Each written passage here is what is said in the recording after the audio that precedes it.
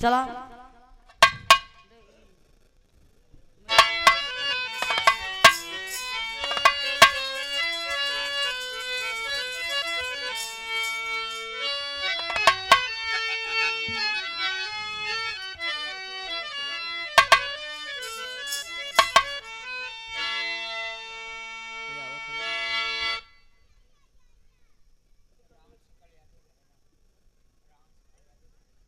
श्रीमान राम सकल यादव बहेरा के पावन धरती से ये आपके तरफ से 100 रुपया पुरस्कार। जय भीम नमो बुद्धाय। और रमेश यादव जी बहेरा के धरती से ये आपके तरफ से 100 रुपया पुरस्कार बा। जय भीम नमो बुद्धाय।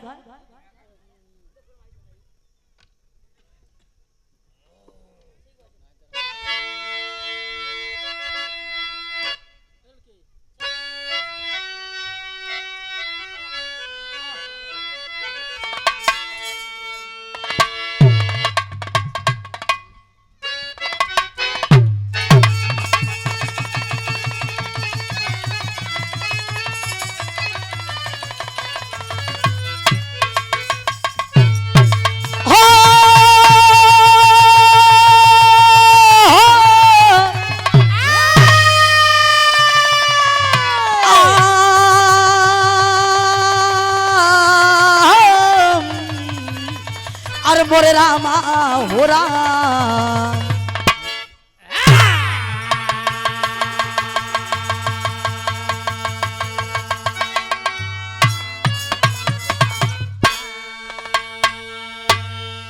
जैसन कि हमारे बड़का भैया रामाश्रम जी का फरमाइश बा वैसा ही एगो भी रहा इधर से आप लोगों के बीच में सुनावत चले थे। आओ मास्टर भूमिका का भाव दे के बढ़िला।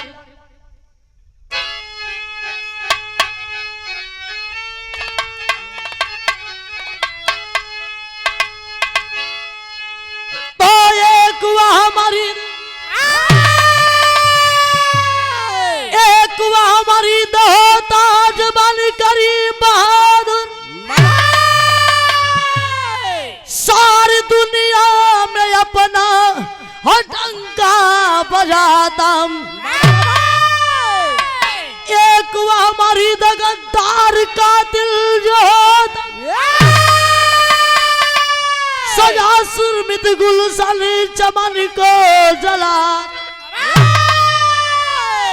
एक हमारी होता जो सरहद पे जो खनी तो पटेकों से लड़ता वतन का दीवाना।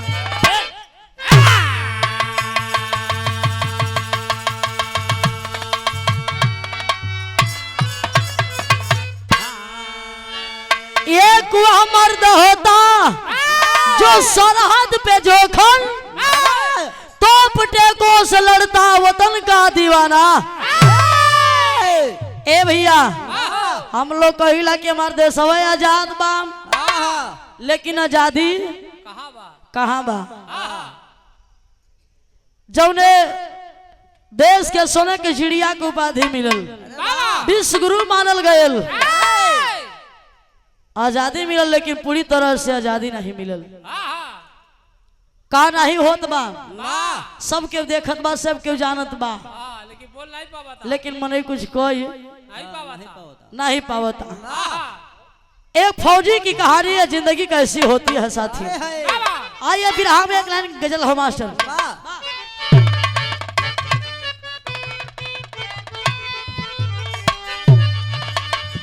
वह गीत लाइन बा कैसे। अरे सज के मेरा जनाजा अरे सज के मेरा जनाजा अरे जाएगा यूं निकल के।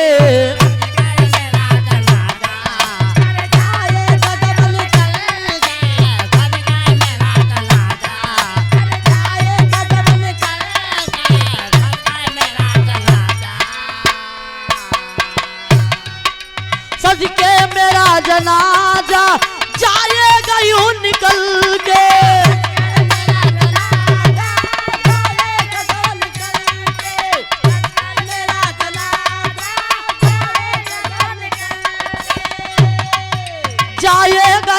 निकल के जाएगा यूं निकल के मेरे काब्र पे तू आके मेरे काब्र पे तू आके अरे रोना ना मल के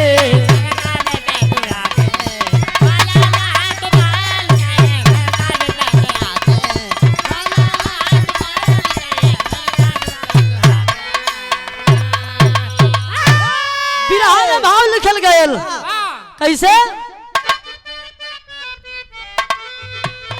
अरे हर आदमी हो वैसा कैसा हर आदमी हो वैसा अरे जिसको वतन पुकारे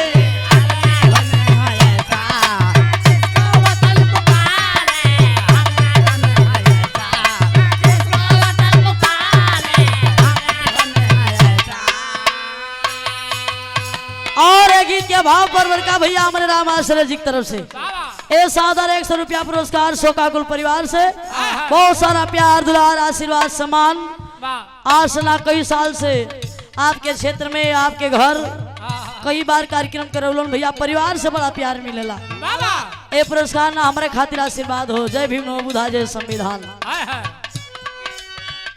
हर आदमी हो ऐसा पुकारे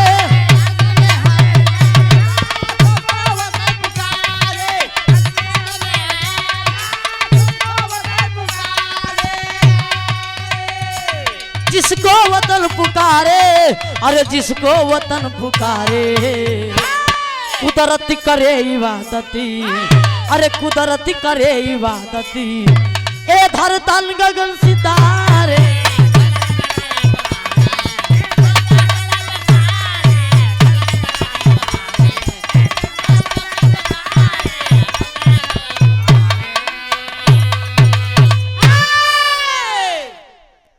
अच्छा ये छोटा मुन्ना आदित्य बहेरा के धरती से मुन्ना के आशीर्वाद की कामना बाबू के चरणों में पाऊं छुके पलगी और 20 रुपया पुरस्कार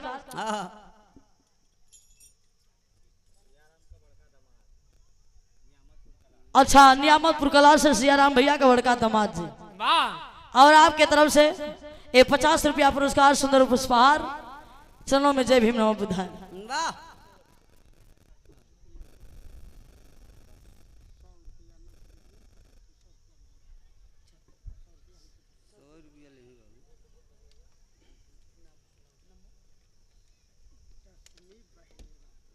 और धर्म के पिताजी 10वीं जी बहेरा के पावन धरते से 100 रुपया पुरस्कार दिलन जय भीम नमो बुद्धाय जय संविधान जय जवाहर ए भैया कहानी को शुरुआत हो गई सर के भाव लेना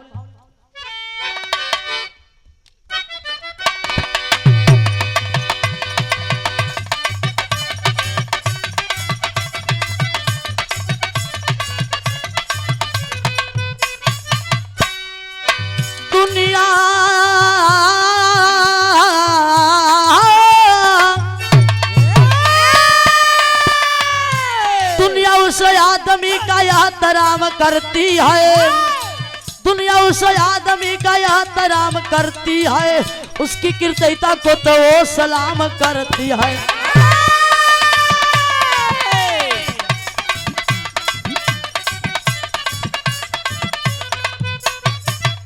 जिला पोरबंदर जहां बापू की निशानी आए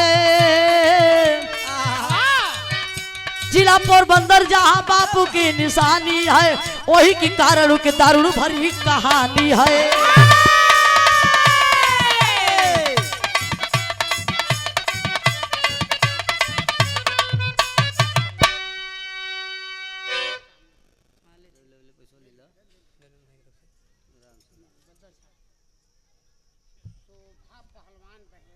अच्छा शोभा पहलवान बहेरा के धरती से 20 रुपया पुरस्कार बाबूजी की तरफ से चरणों में प्रणाम आशीर्वाद की कामना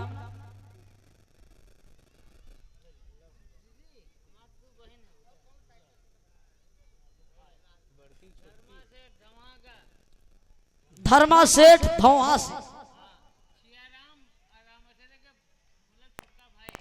अच्छा रामाश्रय भैया का छोटा भाई आपके तरफ से सुंदर पुष्पहार 50 रुपया पुरस्कार। जय भीम नमो बुद्धा जय संविधान।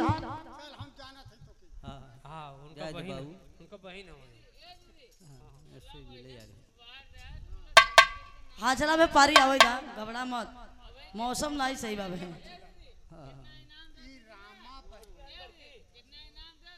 रामा बहेरा के पावन धरती से तो 50 रुपया पुरस्कार बाबूजी की तरफ से। जय भीम नमो बुद्धा आशीर्वाद की कामना है। अब पकड़ा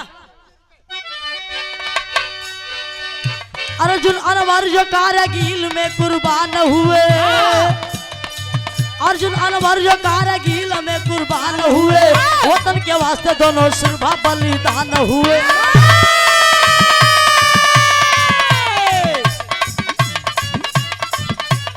आजा अरे भैया कहानी समझ ला।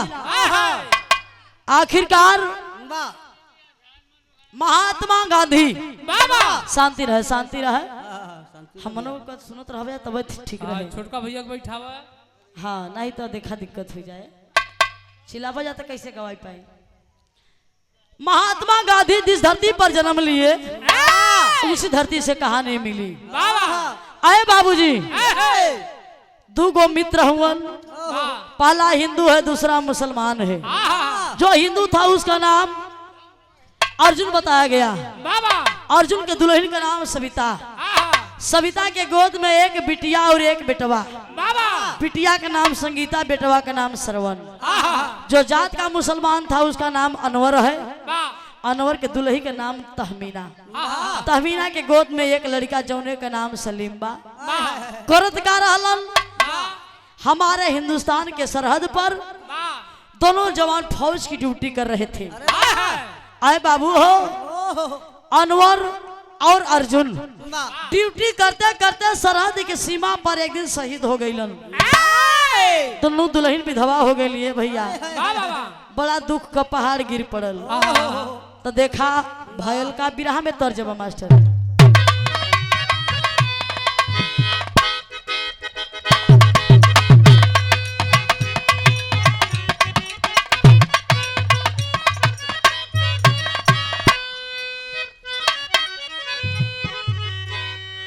वह गीत के लाइन बा लेकिन भाव कितना बढ़िया बा। खिलल फूलवरिया हो खिलल फूलवरिया उजार कैला विधाना।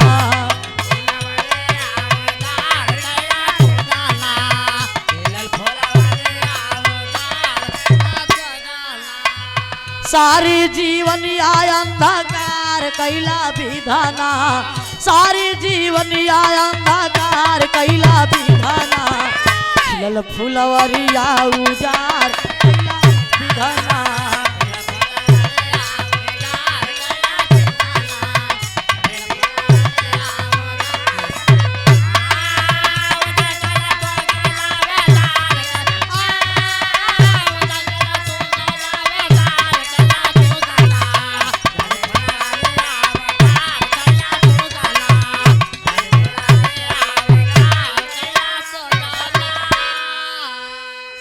बिटिया संगीता के करी है के सगाई हो।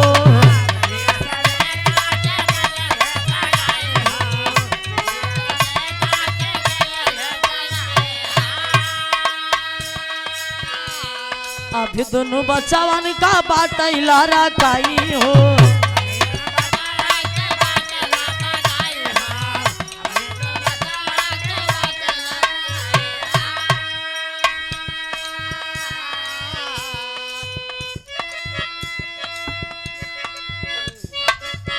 बोझल नेवरिया भाव से पार कैला विधाना। बोझल नेवरिया भाव से पार कैला विधाना। खिलल फुलवरिया उजार कैला विधाना।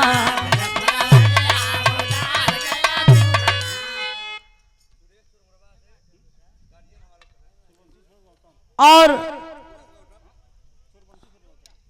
सूर्यवंशी सूरज गौतम जी चोरमरवा के पांव धरती से और बहुत बढ़िया कोरस कहेलन, बड़ा प्यार बड़ा दुलार सेवा सम्मान मिलला।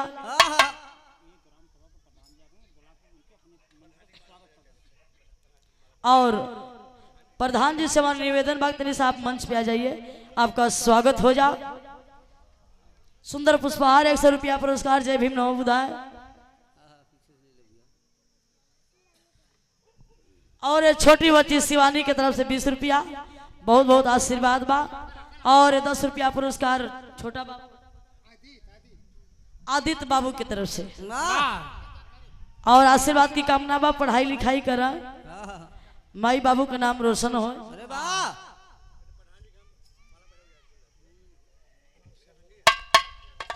और प्रधान जी से निवेदन बा कि आप थोड़ा सा मंच पे आ जाइए।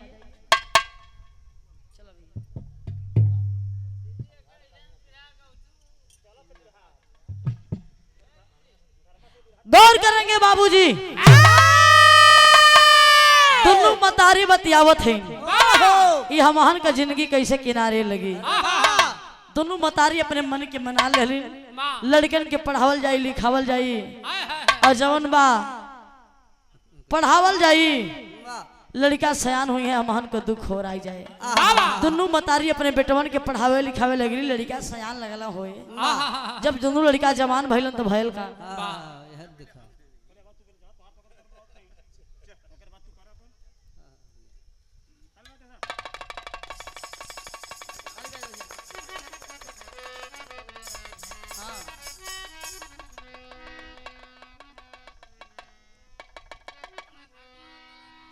और बड़े सम्मान के साथ मान्य श्री परम पूजनीय परम श्रद्धेय आप डॉक्टर जयप्रकाश प्रधान जी, ये आपके तरफ से सुंदर पुष्पहार सादर 500 रुपया पुरस्कार दे करके सम्मान के, एक बार प्रधान जी के सम्मान में जोरदार ताली हो जाए। क्या बात है, कॉल जाला ऊपर भगवान नीचे प्रधान, बीच वाला झंडू नहीं, झंडू नहीं हुआ, बीचे वाले के माथे तक कुल हो। इ लोगन का बड़ा जिम्मेदारी होला, रात दिन लो ना देखतन, कोनो काम बन जाए बिगड़ जाए, नंगे पांव दौड़ा जाती अब गाँव में। गाँव घर में मेहरारू देखा थी दाय मगन।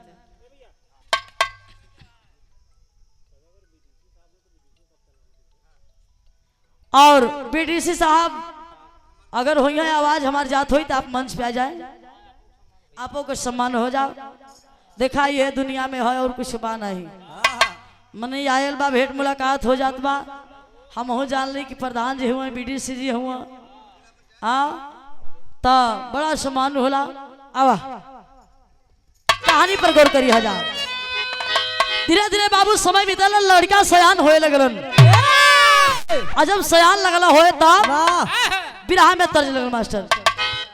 हालो हालो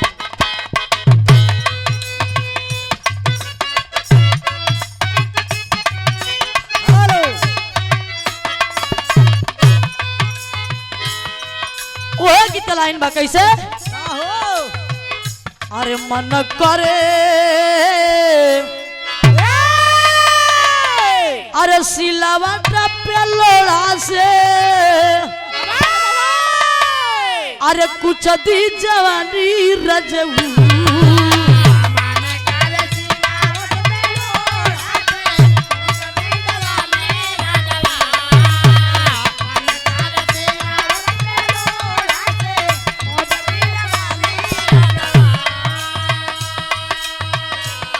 मन करे सिलावट पे लोड़ा से, कुछ दी जवानी रजऊ, कवना सावत संगे काटा तार चाकी मच्छर काली रजऊ, कवना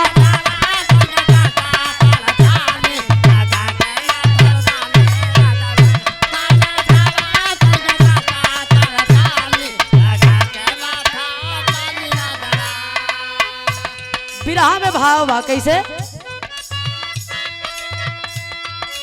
ऐसन हुए विधि के विधाना,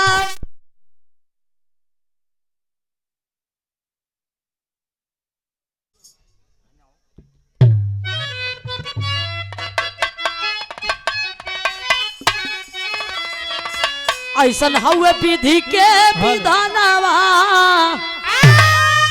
अरे पतल जाला रंगा बाबूजी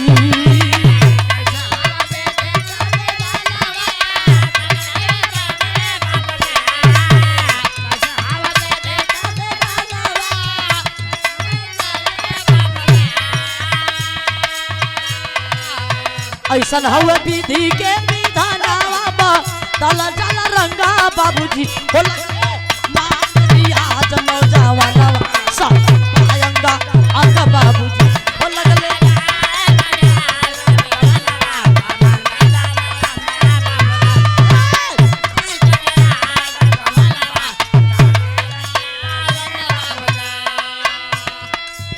लगला रियाज मारे फौजियन के खुली भर्ती होत रहा लड़कियन के पता चल गया तब अरे दुनू लाल भर्ती पाला तलिया में भाईला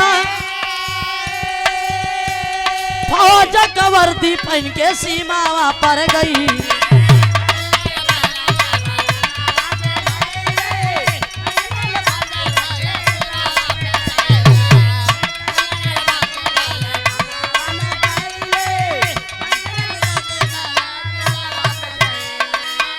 जाई नाई सारा हद के सानावा दुश्मन से करब जंगा बाबूजी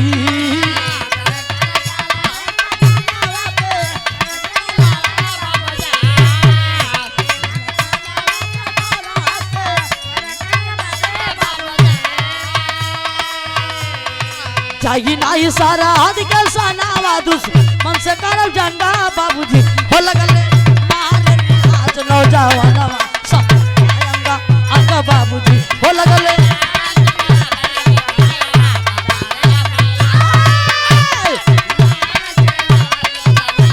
सजल बायंगा समय बीतल बा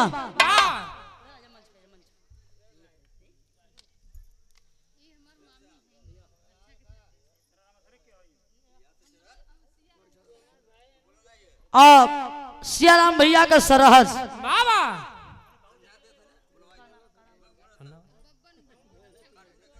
अच्छा बब्बन धर्म पत्नी ग्राम भट्टा के धरती से सुंदर पुष्पहार सादर 100 रुपया पुरस्कार चरणों में प्रणाम जय भीम नमो बुद्धाय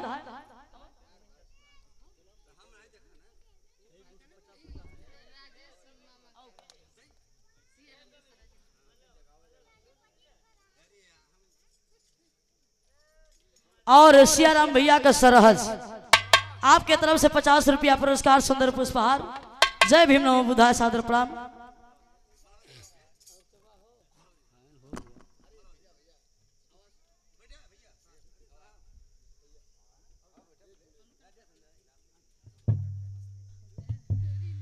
और भैया का हमारे भतीजी हैं ये आपके तरफ से 50 रुपया पुरस्कार सुंदर पुष्पहार शोका कुल परिवार से बड़ा सम्मान भयल चरणों में जय भीम नमो बुद्धाय जय संविधान जय जवाहर अरे वाह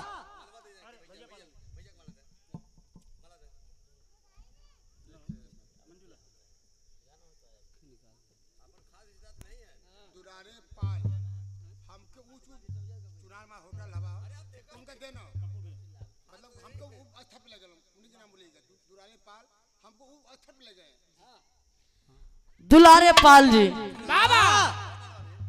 और चुनार में भैया का होटल बा लेकिन देन हाँ दुलारे भैया के सहयोग में ये पुरस्कार पप्पू भैया देहलन है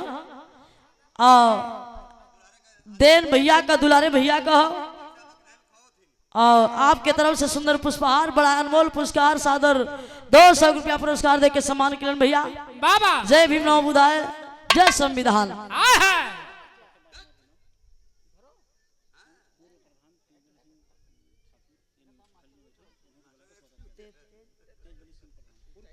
पूर्व प्रधान तेजबली सिंह हमारा निवेदन हो कि आप थोड़ा सा मंच पे आ जाइए आपका सम्मान हो जाए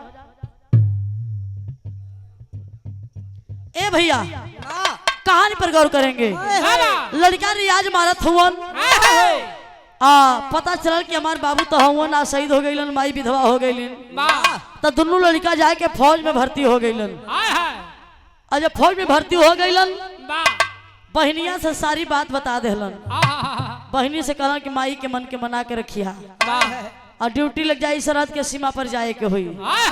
ए बाबू दिनाल जलो दिना दुनू लड़कन के तन पर वर्दी पड़ल चल देहला। बहनिया कलश की भैया तू सीमा का जवान हो गईला, लेकिन एक वादा निभावे के होई। ई बहनी तोहार सयान हो जाए तो बहनी के डोली में बैठा के विदा करे के होई। कल पागल चिंता मत करा, धूमधाम से बियाह के डोली में बैठा के विदा करब। आए बाबूजी भैया चल गए सरहद के सीमा पर दोनों जने। तब भैल का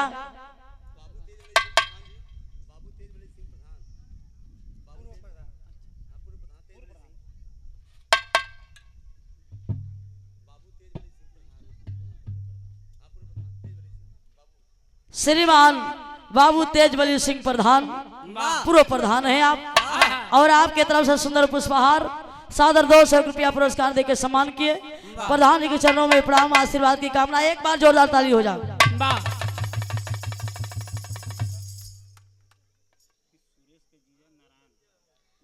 और सुरेश भैया का जीजा जी नारायण जी के पास हमारा आवाज जात हो तो आप आ जाए थोड़ा सा मंच पे।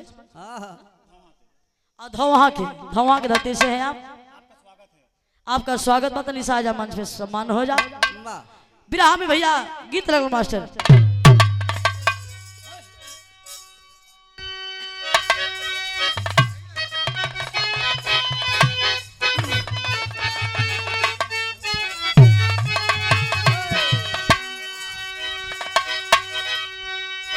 बड़ी पुरान गीत बा बिरहा में,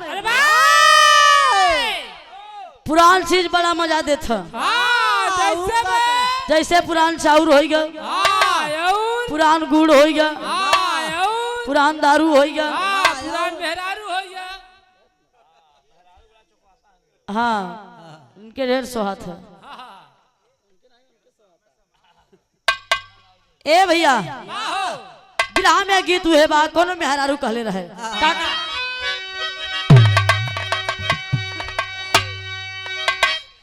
चला।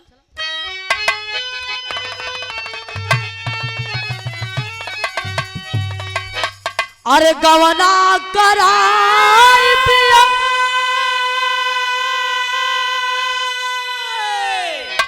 अरे घर बैठावा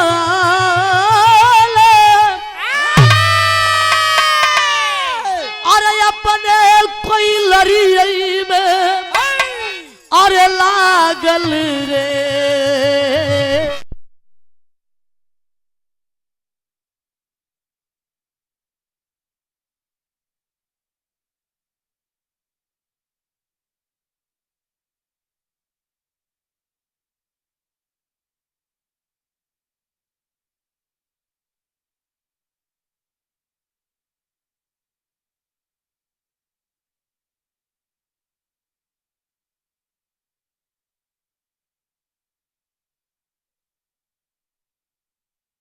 कराई पिया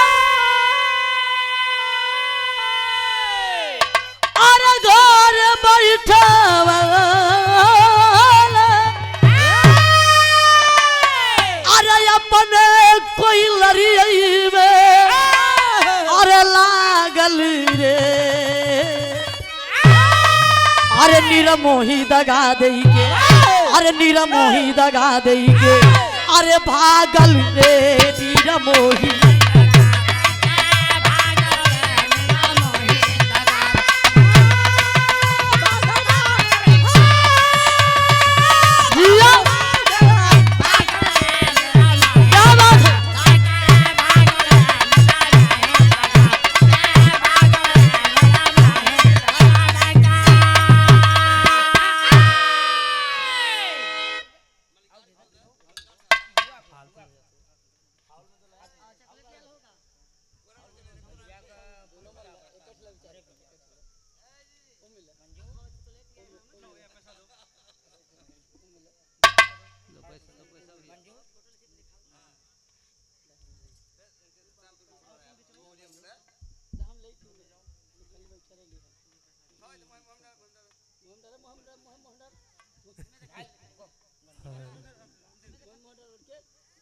देखो मम्मी डबा के चेहरा मिला था ना।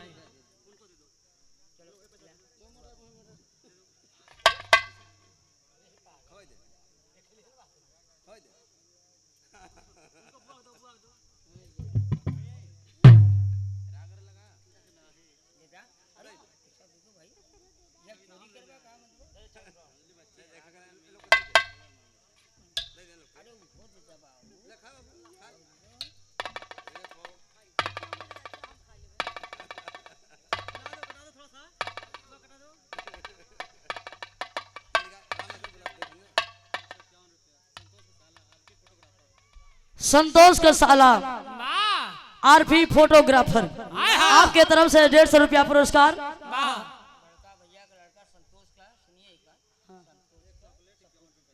अच्छा और बड़का भैया संतोष जी का दोनों ही लड़का हमारे बड़का भैया सिया राम का सपुत्र कई दोनों लड़का हुआ। बड़ा प्यार दुलार सम्मान मुन्नन के आशीर्वाद बहुत रुपया पुरस्कार ये अनमोल पुरस्कार पर शोकाकुल परिवार से जय भीम नमो बुद्धाय जय संविधान आशीर्वाद की कामना करती हूँ। हाँ पोता कहल जाला सही बात कर जहाँ गलती हो बता दिया जाए। हाँ चलो ठीक बा अब जानत हुआ मन थकल अब तो अकेले विराट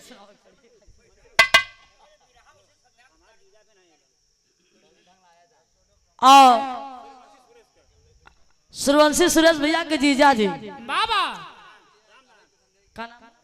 राम नारायण जी आपसे निवेदन बा कि मंच पे आ जाइए आपका स्वागत है। हाँ नहीं हम लोग उतर के आई ले आयो विराह में भाव आया बा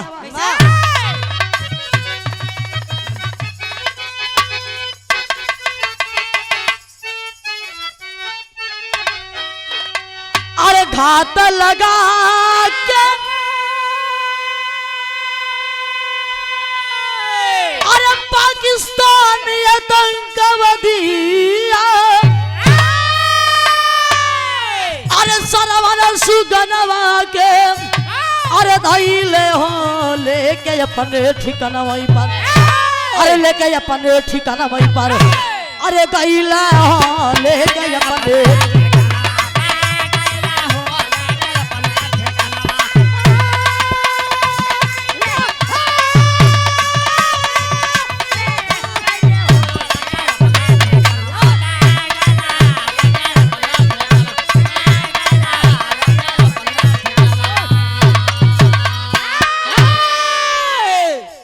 बड़का भैया जयश्री आपके तरफ से 50 रुपया पुरस्कार।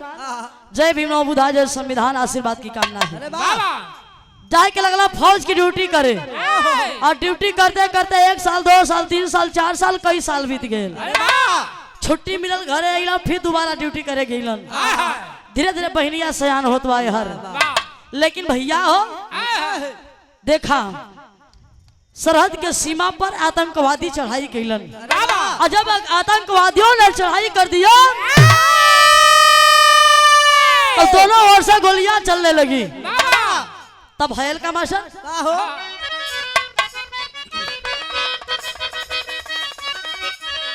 अरे एकरा से मिली हर जगह का जानकारी अरे भारत देश का करे भारत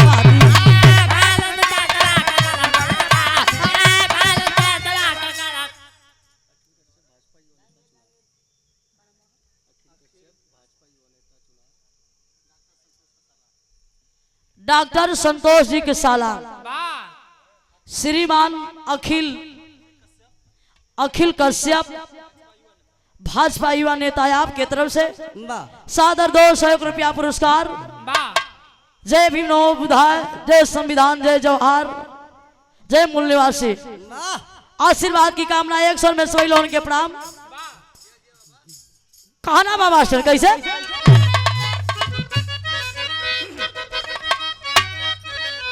एकरा से मिली हर जगह का जानकारी अरे भारत देश का करब भारत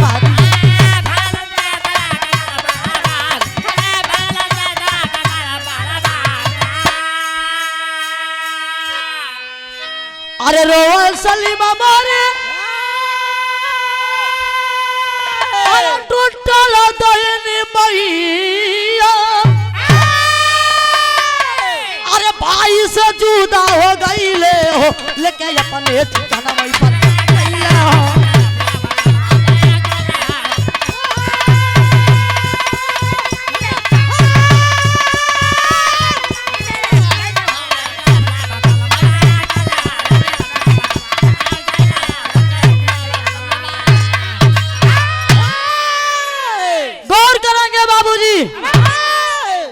आखिरकार गोलियां चलाने में मेरे हिंदुस्तान का जवान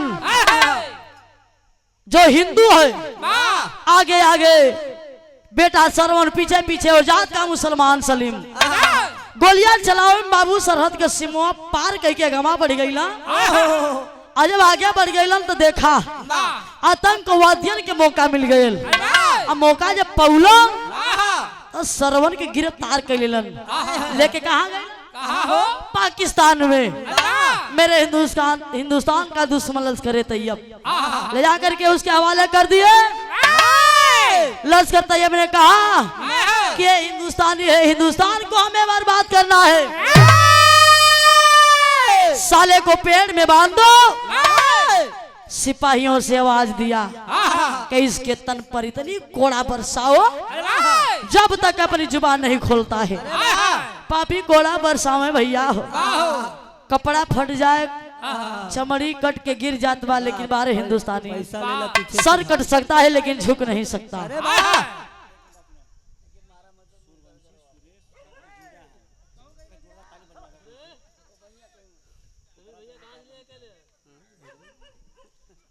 माननीय श्री सूर्यवंशी सरोज जी के सूर्यवंशी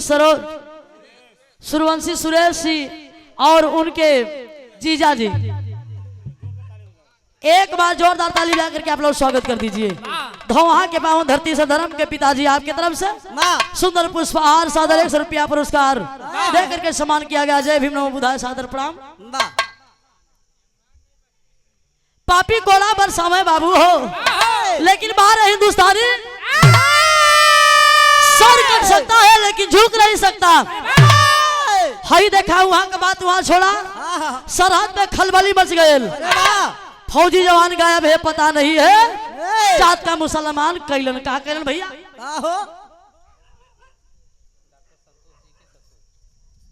श्रीमान डॉक्टर संतोष जी के ससुर जी और धर्म के पिताजी हमारे, आपके तरफ से सादर 100 रुपया पुरस्कार दे करके सम्मान किया गया है। चरणों में कोट कोट प्रणाम। जय भीम नमो बुद्धाय। विराह में एक गीत बा मास्टर।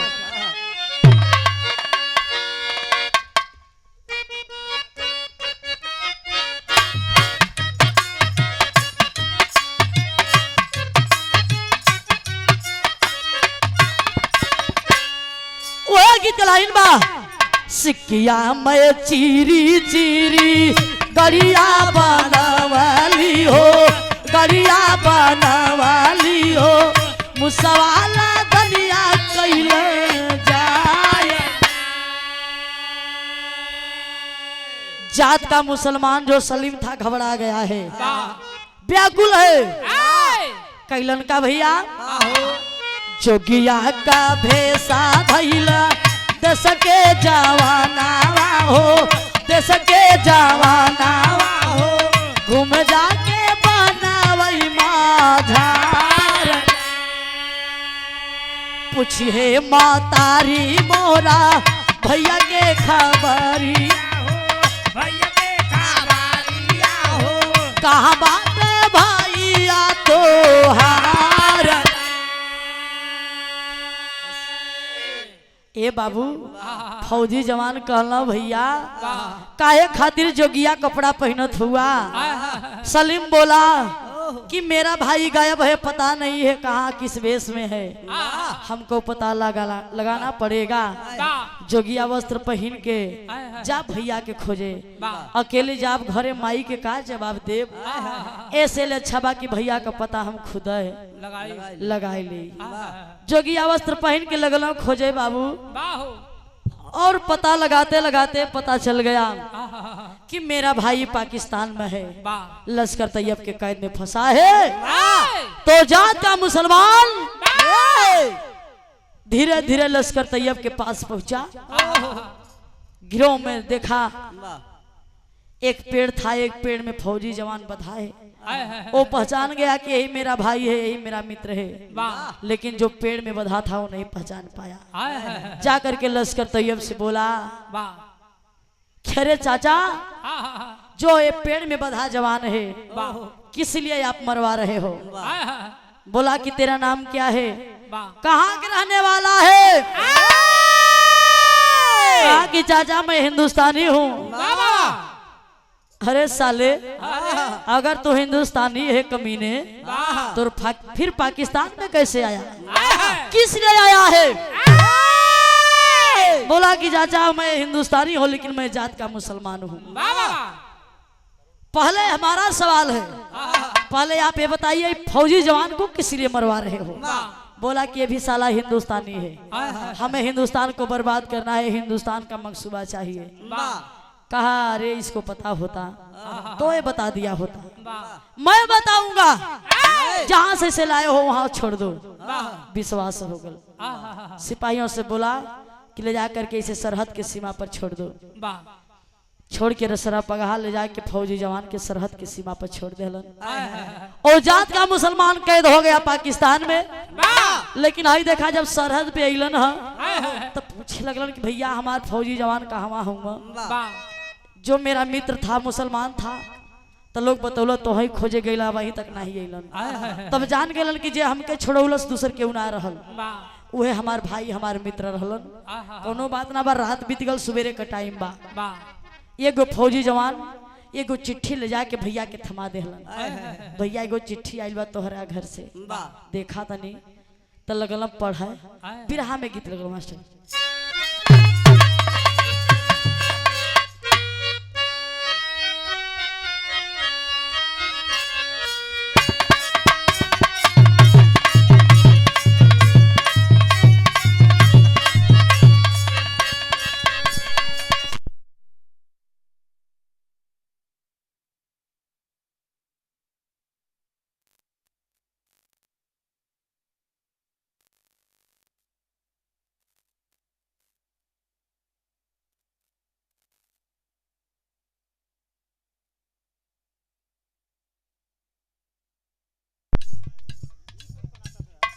Hello hello.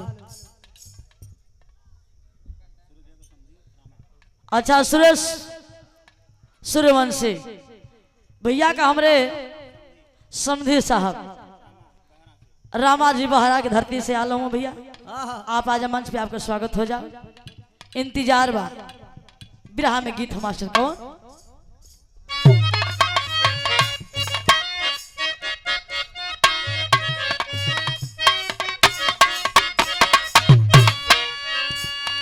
गीत का लाइन बा जौने के मिर्जापुर कजरी कहल जाला।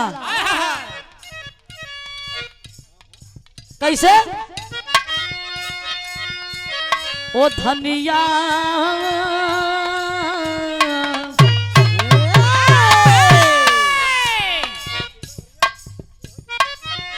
अरे धनिया खोला ना हो केवड़िया, धनिया खोला ना हो केवड़िया, हम विदेशवा जइबे ना।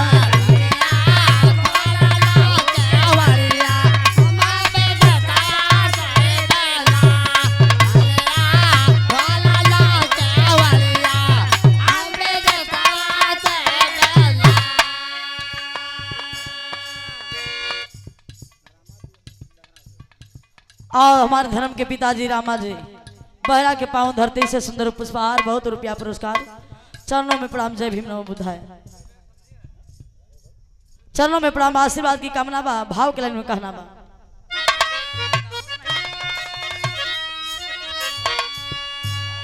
चिट्ठिया देखा था तो चिट्ठिया में लिखल है, का लिखल है? अरे घरवा, अरे घरवा आवा पड़ल बा बहिनी कैसा कहिया ये लाला ला।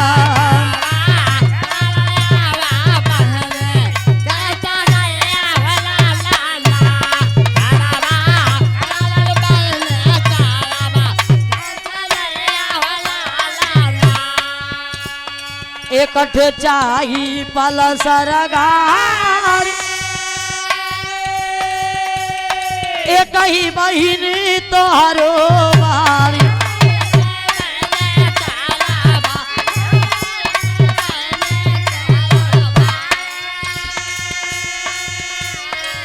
दहेज में देव के बाटे 1.5 लाख रुपया ये लाला।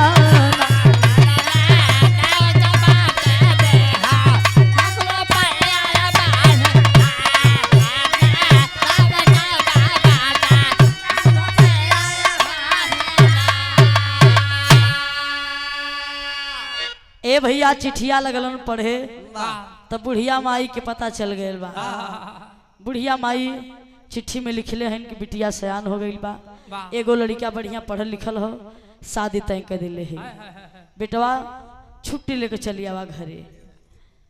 छतिया पतिया पढ़ते छतिया बाजर हो गए। फौजी जवान बाबूजी देखा ड्यूटी से छुट्टी लेके रुपया पैसा लेहलन चल देहलन, तन पवर्दी पहिलन, और जब चल देहलन मास्टर तो भैल का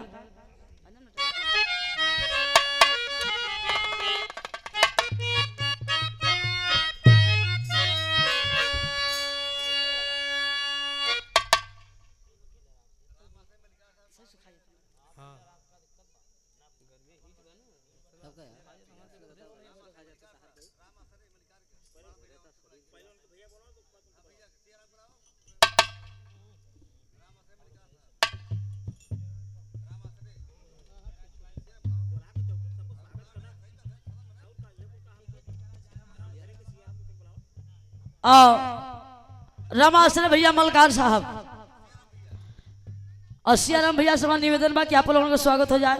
एस के बिरहा यही से लास्ट बार रात में भी कार्यक्रम बा, हमन के दूर भी जाए के हो भाई समय के आजकल कार्यक्रम समय के बाद अब दिनों में लग गल हो 2-3 दिन ता भैया से निवेदन बा कि आप लोग आवे, आप लोगों को सम्मान हो जाए ता गौर करेंगे बाबूजी। समय बीतल बा देखा हाई यार चल देला फौज कर दी पहला चल देला तो भयल का आओ मास्टर विदेशिया के भाव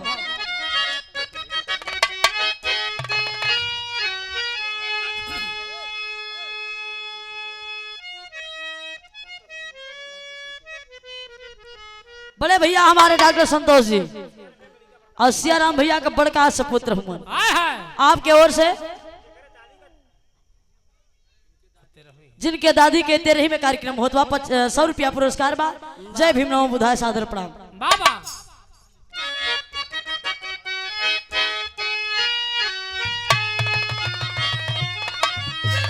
अरे टेम्पुआ में चढ़ी के बेटा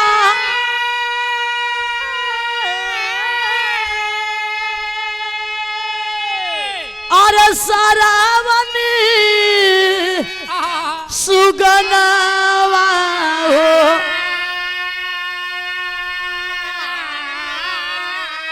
अरे अवतराला सदिया में अपने भावना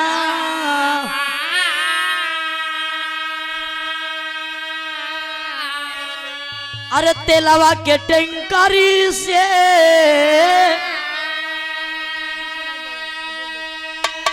एक्सीडेंट ताबा हो गई अरे पूरी तरह घायल हो गईला सुगना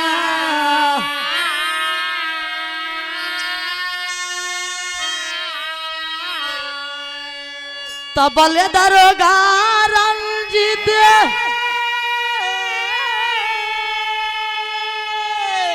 अरे सिंगाई गईला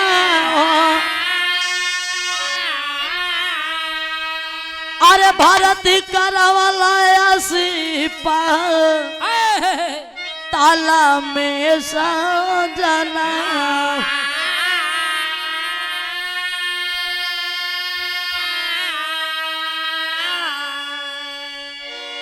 गौर करेंगे साथियों। फौजी जवान वर्दी पहिनलन रुपया पैसा लेहलन चल देहलन चलते चलते जब आधे रास्ते में अलन हो एक चौराहा बा वही ना जोहत हुवन सवारी काहे के मिलल टम्पू जो ने कहल जाला ऑटो वही टम्पू में भैया बैठल हुआ अगवा गेलन दूसर का चौराहा पड़ल हो वही से गाड़ी घूमे वाला बाबा ये बाबू सामने से ट्रक आ रही थी ट्रक से धक्का लगल एक्सीडेंट हो गई ले भैया। आप लोग देखेला कहीं भी धक्का लगेला एक्सीडेंट हो जाला तो गांव घर से लोग इकट्ठा हो जालन दूर दूर से लोग पहुंच जालन भैया का भयल बा का ना भयल हो। आखिरकार जो उसमें गाड़ी पलटल तमाम लोग घायल हो गए कितना दुनिया से विदा हो गईलन अड़ोस पड़ोस के लोग जुटल थाने पर खबर गई तो थाने से तमाम पुलिस दरोगा फोर्स उसमें आते हैं। एक दरोगा साहब जौने दरोगा का नाम बा बाबू रंजीत सिंह। रंजीत सिंह साहब अइलन जे के चोट लगल बा, जिए के हालत में बा, ओके भर्ती करावल जात हो। जे दुनिया से अलविदा हो गल ओकरे घरे भेजवावल जात बा। दरोगा साहब घूम के देखल बगलिया में एगो खाई रहल, एक कोई जवान गिरल बा जौने के तन पे वर्दी बा। दरोगा साहब गए आवाज दिए, अरे फौजी जवान तेरे कान तक आवाज जाती हो तो बाहर आने की कोशिश करो। एक बार, दो बार, तीन बार आवाज लगाए, जब उधर से आवाज नहीं आई दरोगा साहब गईला खाई में। किसी तरह से गए, फौजी जवान के देखलन तो मुँह की तरफ गिरल हुअन बाबू। पलट के देखलन तो सर फटल बा, इतना खून बहल, रक्त बहल, पूरी शरीर खून से लथपथ हो गई है। आंख बंद बा, जुबान बंद हो, लेकिन सांस थोड़ा थोड़ा चलत रहल। दरोगा साहब विचार किए फौजी जवान है, देश का क्रांतिकारी है, कहीं से आ रहा होगा, कहीं जा रहा होगा, इसे भर्ती करवा देना चाहिए। ले जा करके दरोगा साहब अस्पताल में एडमिट करवा दिलन। भैया के खून बाटल लगल बा, सुई लगल है, चढ़त बा, लेकिन होश न आवत हो। आधा घंटा बीत गल, दरोगा साहब 2 कदम अगवा बढ़ौलन। आए हाय साथियों, गौर करेंगे फौजी जवान के धीरे धीरे बाबू ससिया लगल चले हो। और जब ससिया लगल चले भैया तब देखा अखिया खुल गए हो। और जब नैन खुलल फौजी जवान का तब धीरे से हथवा उठा के हाथ जोड़ लेला। हाथ जोड़ के आवाज देला दरोगा साहब के। का आवाज देला भैया? गीत बा मास्टर रखी।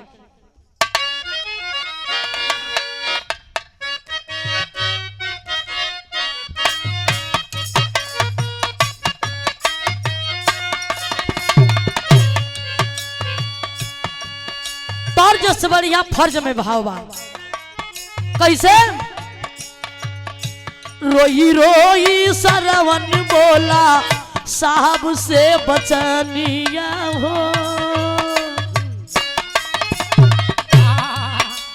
रोई रोई सरवन बोला साहब से बचनिया हो।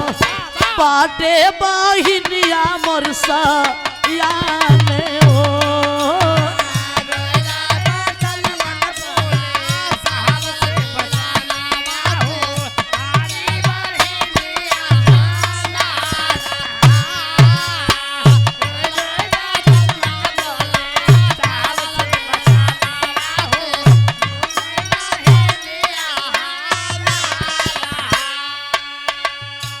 फौजी जवान हाथ जोड़ के कहलन कि ये साहब आपे हमार माई, आपे हमार बाबू, सब कुछ आपे हुआ साहब।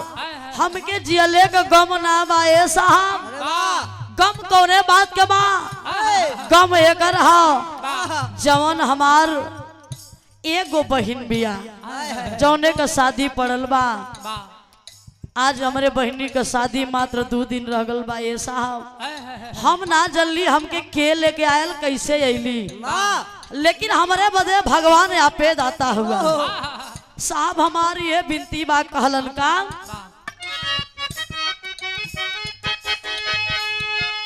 घरवा पड़ल बाजे करीब, अरे शादी के लगनिया साहब हमारो लगत बनाए। बचिया जीवनिया साहब। गम एक के बात का, कौन बात? के हमारे बहिनी के मंगिया भराई है हो। के हमारे बहिनी के मंगिया भराई हो। इतना कहत हो गईला जो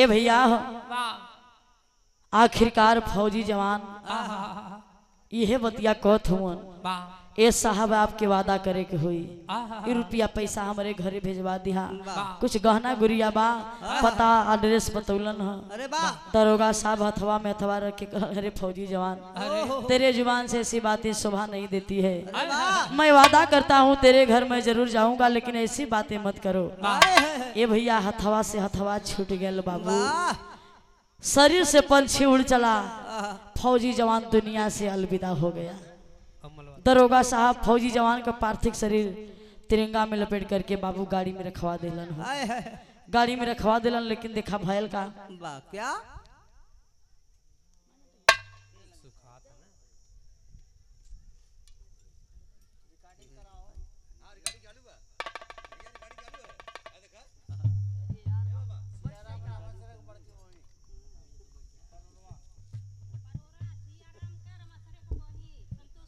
बड़े सम्मान के साथ बड़का भैया हमारे राम आश्रय जी का बहन जी आपके तरफ से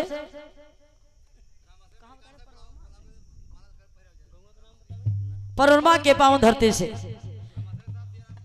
और ये सुंदर पुष्पहार 100 रुपया पुरस्कार चरणों में प्रणाम। आदत इतना खराब बना कि का कही ये हमसे बर्दाश्त नहीं हो जान ले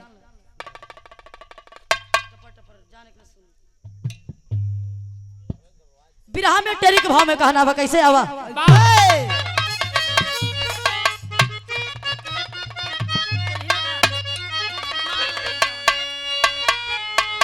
अरे वतन को अरे वैसा लाल चाहिए हो अरे वतन को वैसा लाल ओ वतन को वैसा लाल चाहिए अरे देश दोस्ती के लिए जो होने चला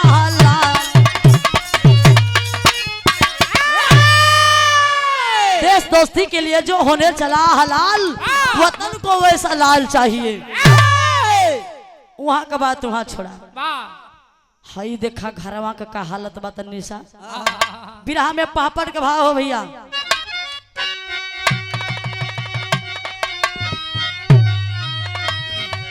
अरे रोवे कलाई अब मेहदी के कंगाना भैया शादी के अरे रोवे कलाई मेहदी का कंगाना भैया शादी के अब ही बाबा नायला भावनवा भैया शादी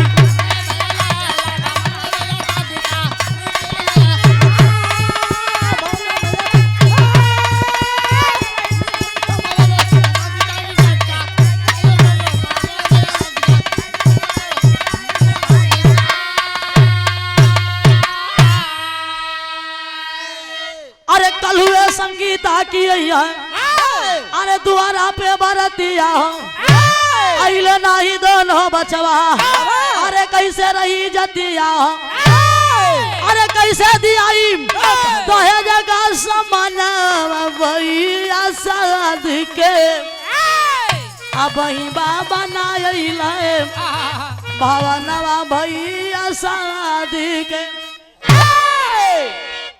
बुढ़िया माई असरा लगौले हैं मात्र 2 दिन के समय रहल आजो बीत गयल दोनों बेटवा हमार नहीं अलन कैसे मर्यादा बची प्रभु वो दिन आयल जन्मदिन दुआरी पर बारात आवे वाली हो माई थोड़ बहुत जमीन जगह रहल गिरवी रख दे रुपया पैसा इकट्ठा के लिए नात रिश्तेदार जुटल हुआ भैया साज के टाइम हो गल बारात आवे वाली बा आया है तब देखा भैल का अल्लाह का भाव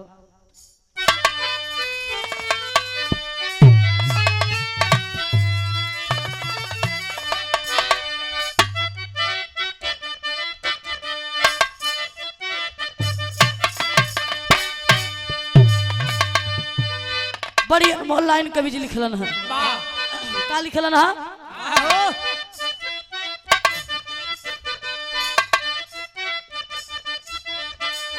अरे धानवा से बढ़ के होला धानवा से बढ़ के होला धर्म दुनिया में बाबू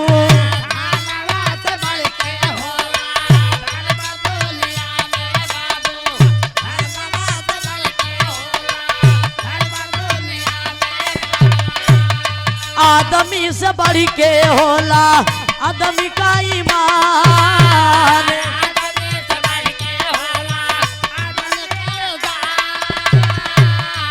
संगीता बहिनिया का आईली बरतिया भैया।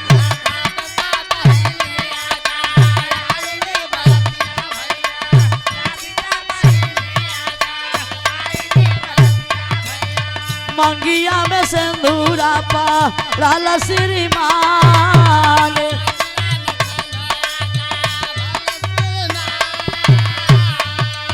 समाधि दमाद जी का बादल बिचरवा बाबू।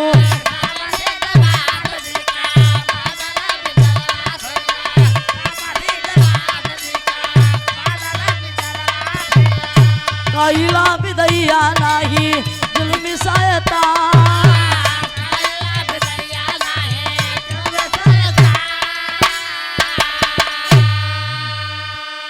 साँझ का समय हो गल बाबू, दुआरा पे बारात आ गई। माई जाए दुअरिया से झाँक कर चली आवे। बहनिया कहलस कि हमार भैया वादा कैले रहलन, अब वहीं तक ना अइलन। बारात आइल बाबू, दुअर पूजा भोजन भाव जलपान शादी के कार्यक्रम शुरुआत हो गई। संगीता के मांग में सिंदूर पड़ गए हो। धीरे धीरे रात बीत गई, सुबह का टाइम हो गया। जब सुबह का टाइम हो गया साथियों, बहन सोच रही है मेरा भाई वादा किया था अपने हाथ से तुमको डोली में बैठा करके विदा करूंगा। माई हमार रास्ता जाके निहारत है, भैया हमार ना अइलन। दुल्हा का बाबू कहल कि जब तक दहेज ना मिली तब तक लड़की के विदाई ना होई।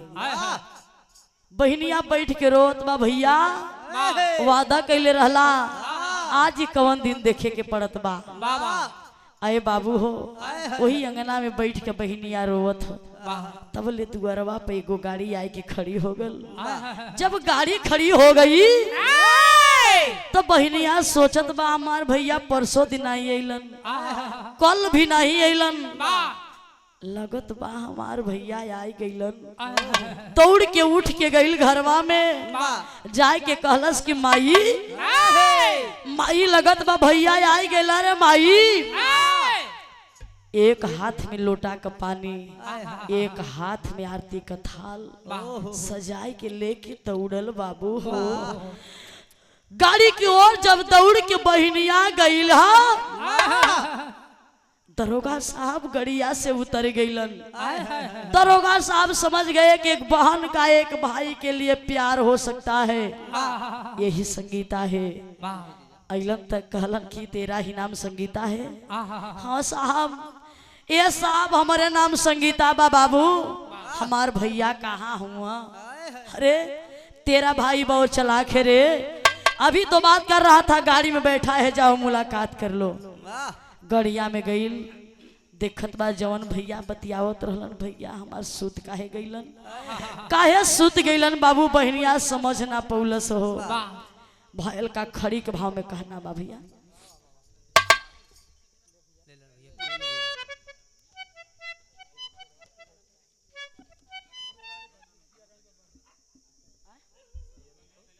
सिया राम भैया के अच्छा बहन हुई 50 रुपया पुरस्कार, सुंदर पुष्पहार।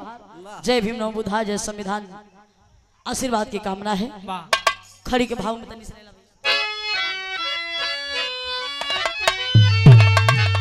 अरे ये कवारी, अरे बेटी के वियोग में अरे सब डरे सियाम, तो ये कर सरवन का दरोगा ले गई लाल सियाम।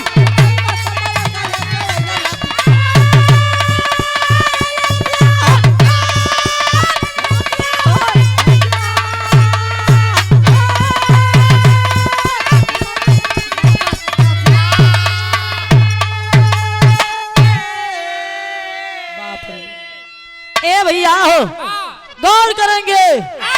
बहनिया गड़िया के पास गल, समझ ना पौलस, कलस की भैया काहे सुतल हुआ ए बाबू, काहे सुतल हुआ बाबू, उठा ए भैया उठा। जब भैया नहीं उठला, लोटा का पानी ओहर फेंका गल, थाली ओहर फेंका गल, वाह वही लसिया पे गिर के कवरिया में भर के झकझोर देहलस। हाय हाय कहलस कि अरे भैया वाह वादा कैले रहला वाह तोहर डोली में बैठा के विदा करब, माई के मन के मना के रखी, हम माई के मन के समझा के रखली बाबू। जौने मतारी से एक बेटवा से इतना बड़ा अरमान होई करे ऊपर का बीती। माई दुअरिया से सुनत रहल, वही गिर के मूर्छित हो गई। बाबू दरोगा साहब समझावत हूँ, कुछ देर का समय बीतल तो भइल का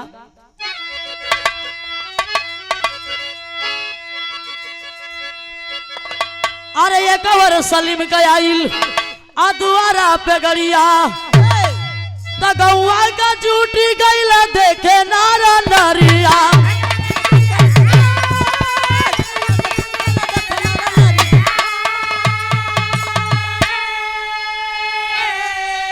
अरे अपने हाथे कर विदाई, अरे कृष्ण बजा वाला बसिया तो एगो सरवल का दरोगा लेके अइला लसिया।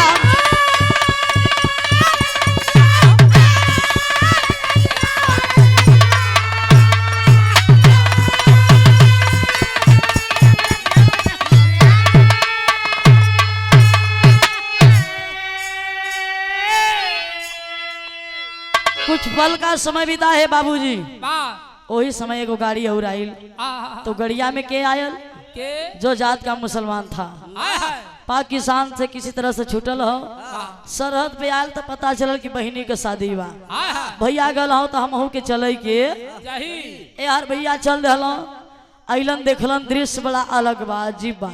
वाह बहिन हर रोत बा, भाई के लाश से हर पड़ल बा, बुढ़िया माई मूर्छित होके गिर जाए। आहा बाबू हो वाह जाए के बहनिया के समझावे लगलन कि हम तोहार सगा भाई नहीं है, हाय हाय लेकिन धर्म का भाई है, वाह जितना रुपया पैसा लगी हम दे, बियाह शादी तोहार धूमधाम से टोली में बैठा के विदा करब। आहा वही मंडक में बाबू सारा दहेज के सामान रखल गयल। वाह सविता संगीता बोली कि साहब हमारे एगो निवेदन बा, आहा ये समाज में चाहे अमीर हो चाहे गरीब हो, वाह जेकरे पास रुपया पैसा बा ओकर बियाह शादी हो जाए, जेकरे पास ना हो आहा वो बिटिया कबो एगो दुल्ही ना बन पाई, एगो पति के पत्नी ना बन पाई। हाय हाय ये दहेज का सिस्टम खत्म कर दीजिए। वाह बगैर दहेज का वही मड़वा में बियाह कैलन। आहा कहानी हमारो मोड़ पे पहुंचल। अरे बाबूजी एक तरफ बहन की डोली सजी है, वो जात का मुसलमान वाह बहन को डोली में बैठा करके विदा कर दिया। आहा फौजी जवान के पार्थिव शरीर ले जा करके आखिरी दाह संस्कार कैलन। वाह माई के होश कुछ देर के बाद आयल, माई के मन के मना के कुछ दिन घरे रहलन। वाह उसके बाद फौजी जवान चले गए ड्यूटी करने। आहा ये हमारे बिरहा का कहानी रहल वाह और फौज के ऐसे ही जिंदगी रहल। हाय हाय गीत के हमारे आखिरी लाइन में कहना है साथियों, और इस वतन के लिए, इस देश के लिए वाह लाखों जवान शहीद हो गए, हाय हाय आज भी शहीद हो रहे हैं, वाह। कुर्बानियां दे रहे हैं। हाय हाय उन जवानों को हम सशक्त नमन करते हैं। वाह आखिरी लाइन छाप के लाइन बा, गुरु बिहारी गुरु पत्तू गुरु छे बरजी मोर पावन, काशी बोलू सुखलंदन की अरे लागा गीत सुहावन।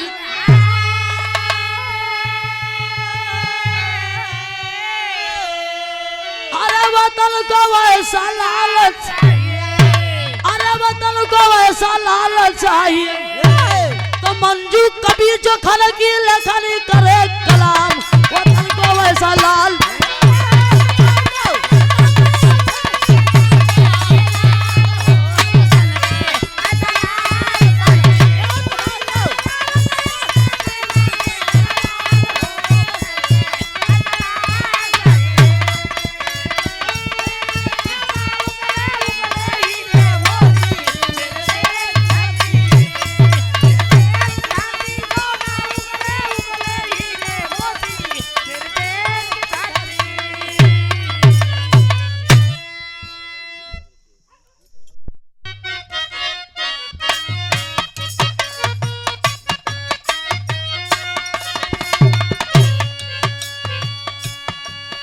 तर्ज से बढ़िया फर्ज में भाव बा। कैसे रोई रोई सरवन बोला साहब से बचनिया हो। रोई रोई सरवन बोला साहब से बचनिया हो। पाटे बहिनिया मोरसा याने हो।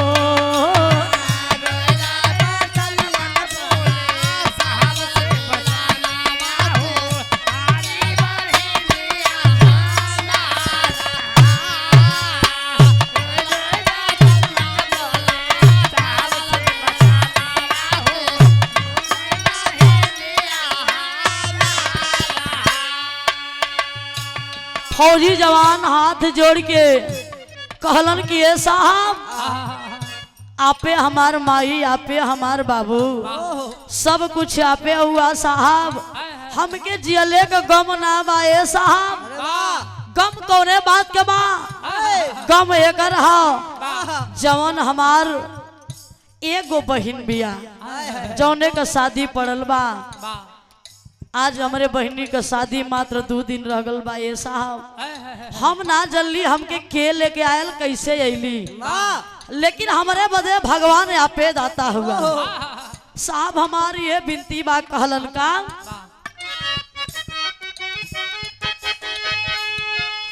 घरवा पड़ल बाजे करीब अरे शादी के लगनिया साहब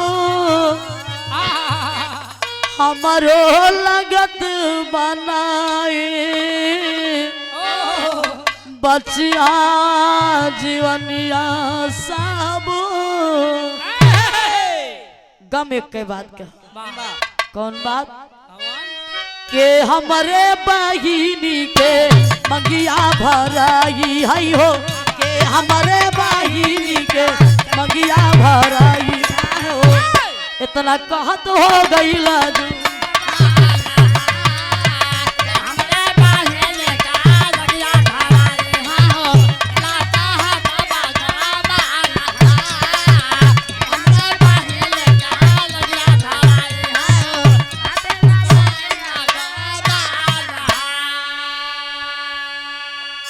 ए भैया आखिरकार फौजी जवान यह बतिया कहत हुआ ए साहब आपके वादा करे के हुई ये रुपया पैसा हमारे घरे भेजवा दिया। कुछ गहना गुड़िया बा पता एड्रेस बतौलन है। दरोगा साहब हथवा में हथवा रख के अरे फौजी जवान तेरे जुबान से ऐसी बातें शोभा नहीं देती है। मैं वादा करता हूँ तेरे घर में जरूर जाऊंगा लेकिन ऐसी बातें मत करो। ये भैया हथवा से हथवा छूट गया बाबू। शरीर से पंछी उड़ चला। फौजी जवान दुनिया से अलविदा हो गया। दरोगा साहब फौजी जवान का पार्थिव शरीर तिरंगा में लपेट करके बाबू गाड़ी में रखवा दिलन हो। गाड़ी में रखवा दिलन लेकिन देखा भयल का क्या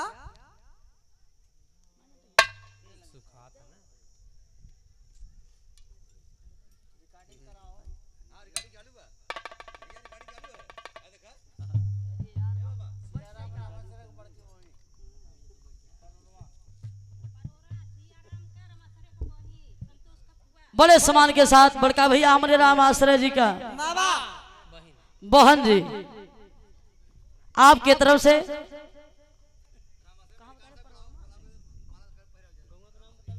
परोरमा के पांव धरती से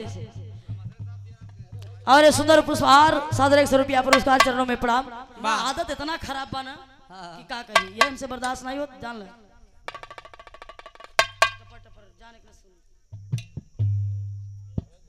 बिरहा में टेरी के भाव में कहना बा कैसे आवा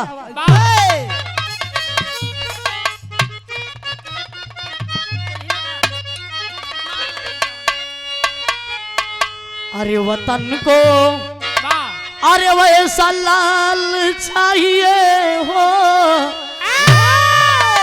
अरे वतन को वैसा लाल ओ वतन को वैसा लाल चाहिए।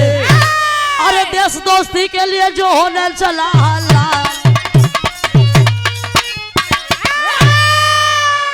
देश दोस्ती के लिए जो होने चला हलाल वतन को वैसा लाल चाहिए। वहां का बात वहां छोड़ा। हई देखा घरवा का हालत बा तनी सा बिरहा में पापड़ के भाव हो भैया।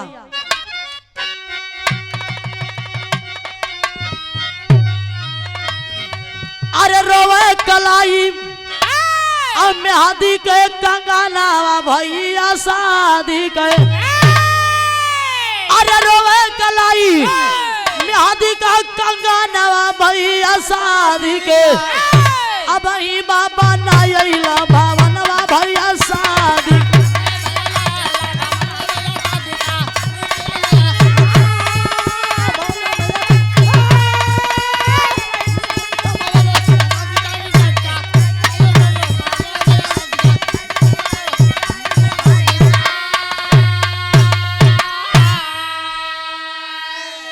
अरे कल हुए संगीता की अरे द्वारा पे बरतिया अइले नहीं दोनों बचवा।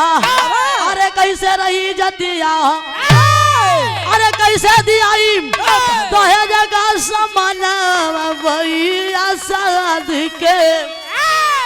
अब ही बाबा नायले भावनवा भैया शादी के। बुढ़िया माई असरा लगौले हैं मात्र 2 दिन के समय रहल आजो बीत गयल। दोनों बेटवा हमार नहीं अइलन कैसे मर्यादा बची प्रभु। उ दिन आयल जन्मदिन दुआरी पर बारात आवे वाली हो। माई थोड़ बहुत जमीन जगह रहल गिरवी रख दे रुपया पैसा इकट्ठा के लिए नात रिश्तेदार जुटल हुआ भैया। साज के टाइम हो गल बारात आवे वाली बा। आया है तब देखा भैल का अल्लाह का भाव।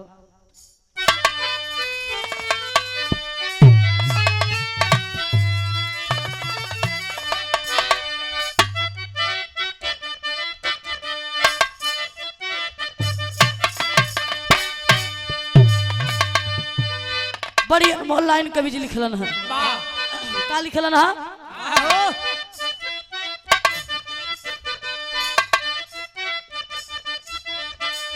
अरे धानवा से बढ़ के होला धानवा से बढ़ के होला धर्म दुनिया में बाबू।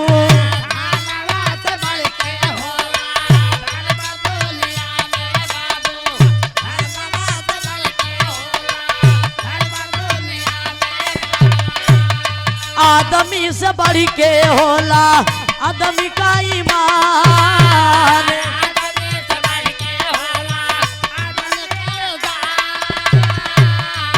संगीता बहिनिया का आईली बरतिया भैया।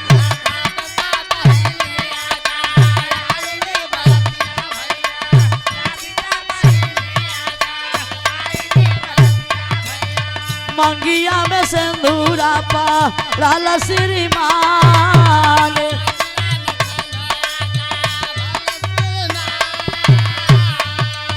समाधि दमाद जी का बादल बिचरवा बाबू।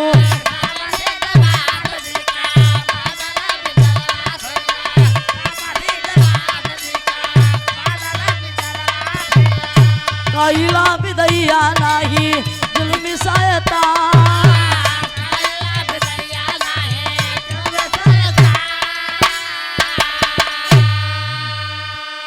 साज कर समय हो गल बाबू दुआरा पे बारात आ गई।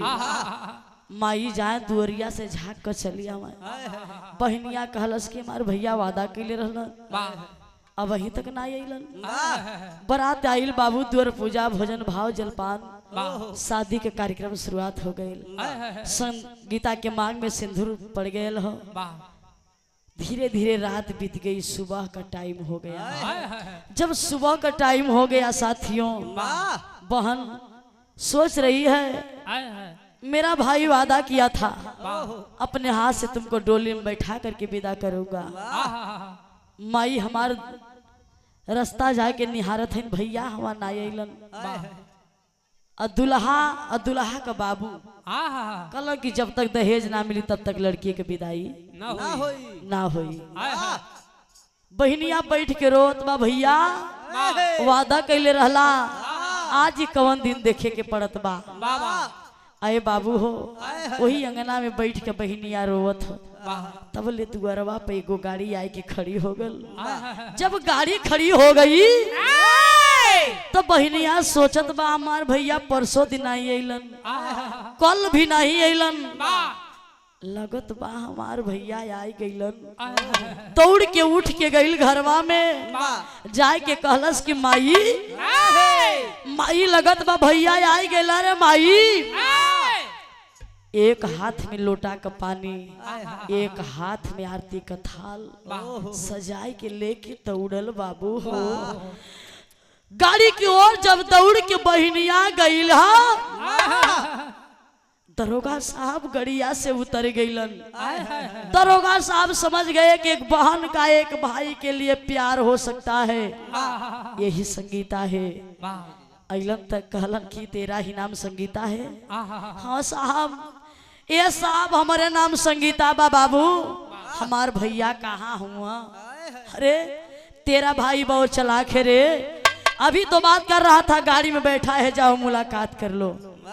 गड़िया में गइल, देखत बा जवन भैया बतियावत रहलन, भैया हमार सूत काहे गइलन, काहे सूत गइलन बाबू? बहनिया समझ ना पौलस हो।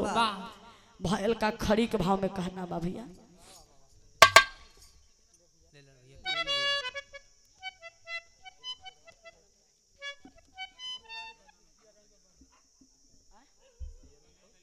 सिया राम भैया के अच्छा बहन हुई 50 रुपया पुरस्कार, सुंदर पुष्पहार।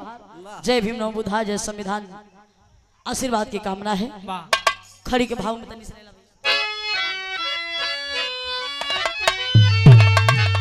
अरे ये कवारी,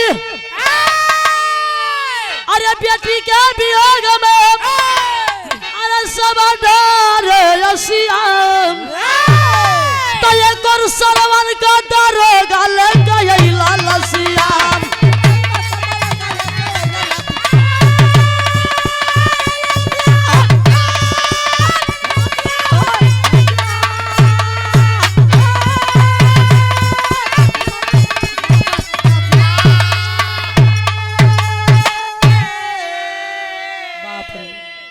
ए भैया हो गौर करेंगे, बहनिया गड़िया के पास गल, समझ ना पौलस, कलस की भैया काहे सुतल हुआ ए बाबू, काहे सुतल हुआ बाबू, उठा ए भैया उठा। जब भैया नहीं उठला, लोटा का पानी ओहर फेंका गल, थाली ओहर फेंका गल, वही लसिया पे गिर के कवरिया में भर के झकझोर देहलस। कलस की अरे भैया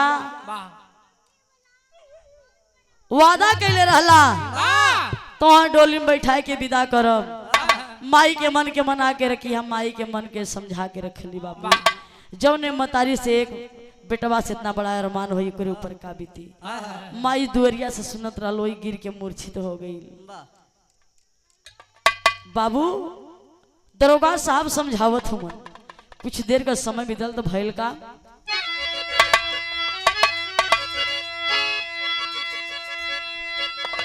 अरे ये कवर सलीम गयाइल आ दुआरा पे गड़िया, त गौआ का जूटी गईला देखे नारा नरिया।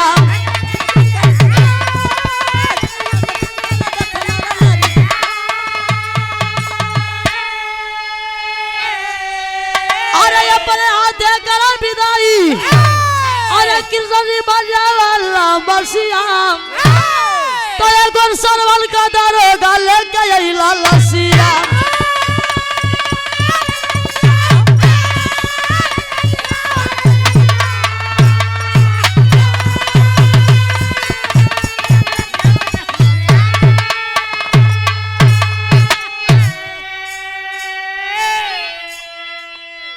कुछ पल का समय बीता है बाबूजी, वही समय एगो गाड़ी और आइल, तो गड़िया में के आयल जो जात का मुसलमान था, पाकिस्तान से किसी तरह से छूटल हो, सरहद पे आयल तो पता चलल कि बहनी के शादी बा।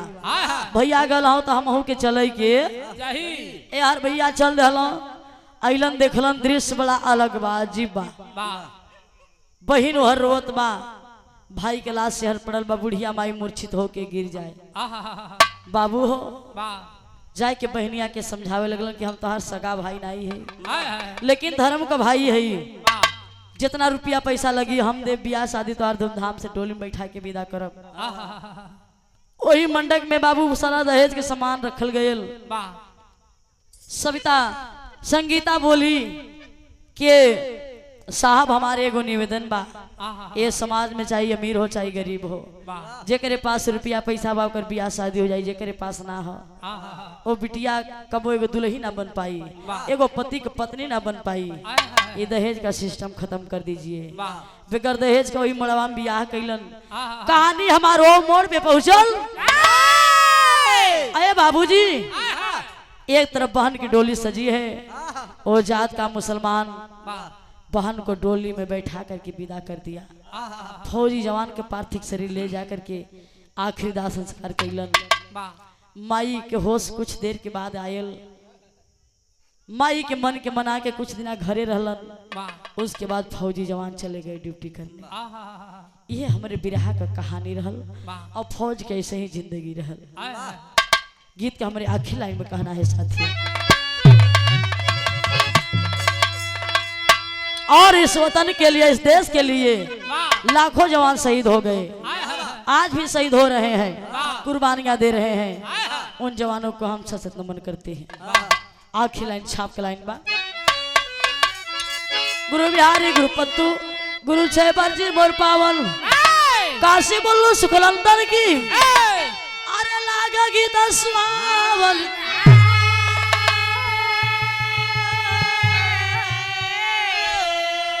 अरे वतन को वैसा लालच, अरे वतन को वैसा लालच चाहिए, तो मंजू कभी जो खल की लेखनी करे कलाम, वतन को वैसा लाल